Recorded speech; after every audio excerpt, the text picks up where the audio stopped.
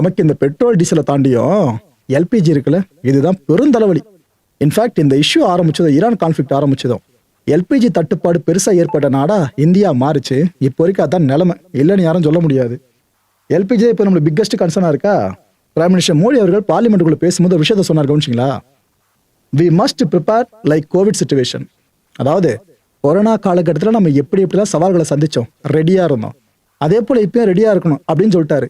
இதை கேட்டுதான் பல பேரும், ஆஹா கொரோனா டைம்னா அப்போ ஊரடங்கெல்லாம் போட்டாங்க, லாக்டவுன்லாம் திரும்பி அது போட்டுருவாங்களா, அப்ப யாரும் வெளியே வரக்கூடாதா, அப்பெல்லாம் சாப்பாடு வாங்க வெளியே போனாலே போறப்ப நல்லா கெத்தா போவோம், வரும்போது அடி வாங்கிட்டுலாம் வருவோம், இது மாதிரிலாம் நிறைய நடந்துச்சு, இந்த முறை நடக்குமான்னு பல பேரும் பயப்பட ஆரம்பிச்சிட்டாங்க. மக்களே தேவையற்ற பயம் வேண்டாம். அது ஒரு நோய் தொற்றுன்றதுனால தான் ஸ்ப்ரெட் அவுட் அதிகமாக இருக்கும்ட்டு 1008 கட்டுப்பாடுகள் விதிக்கப்பட்டுச்சு. இந்த இஷ்யூ அப்படி கிடையாது இப்போ நடந்துட்டு இருக்கிறது. அதனால அதையும் சேர்த்து முடிச்சு போட்டுக்காதீங்க, கொஞ்சம் வெயிட் பண்ணுங்க. இந்த கேஸ் சிலிண்டர் சப்ளை பண்ற ஏஜென்சிஸ் இருக்குல்ல, அது வரைக்கும் மக்கள் இப்ப நீண்ட கியூல இன்னும் நின்றுகிட்டு இருக்காங்க. ஒரு 10 சிலிண்டர்ஸ் கையிருப்புல இருக்குனாக்கா அது 1000 பேருக்கு கொடுக்கணும், எங்கெங்க கொடுக்கறது? இப்ப இப்படி நடந்தா நம்ம இந்தியாவில் நிறைய ஹோட்டல்ஸ் அண்ட் டீ ஷாப்ஸ்லாம் ஆல்ரெடி மூடியாச்சு. ப்ரோ இல்லை எங்க ஏரியாவில் ஒரு சில ஹோட்டல் செயல்படுதுன்னு நீங்க கேட்டீங்கன்னா அங்க போய் பாருங்க எப்படி சமைக்கிறாங்கன்னு.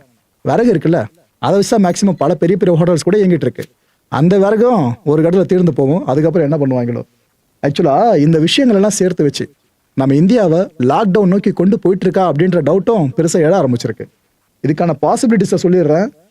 இப்போதைக்கு சான்ஸ் இல்லை, ஆனா எப்பவுமே சான்ஸ் இல்லைன்னு சொல்லிட முடியாது. நிலைமை இப்படியே கட்டுக்கடங்காம போகுது அப்படின்னா யோசிச்சு பாருங்க, பெட்ரோல் டீசல் சிலிண்டர் இல்லாத ஒரு காலகட்டம் அப்படின்னா எப்படி இருக்கும்னு சொல்லிட்டு.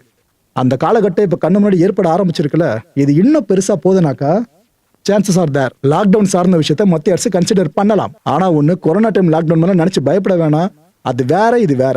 வெளியவே வராத, இதெல்லாம் பண்ணாத, அதெல்லாம் பண்ணாதான் சொல்ல மாட்டாங்க. என்ன ஹோட்டல்ஸ்லாம் மூடி இருக்க போது, வண்டிலாம் பெருசா பார்க்க முடியாது, இது போல விஷயம் மட்டும் தான் இருக்கும்.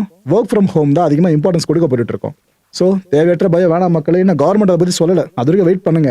அதான் அனைத்து கட்சி கூட்டம் சார்ந்த முடிவுலாம் போயிட்டு இருக்கு பார்த்தீங்கன்னா. இப்போ அதுக்கப்புறம் கவர்மெண்ட் சொல்லிட்டோம், அதை ஃபாலோ பண்ணுவோம். தேவையற்ற வதந்திகளை நம்பி நீங்க பேனிக் ஆகிட்டு இருக்காதீங்க. ஏன்னா பேனிக் ஆட்டில மக்கள் நிறைய பேர் பண்ற தப்பு என்ன தெரியுமா? கடைகளை போய் முண்டியடிக்க ஆரம்பிச்சிருவீங்க.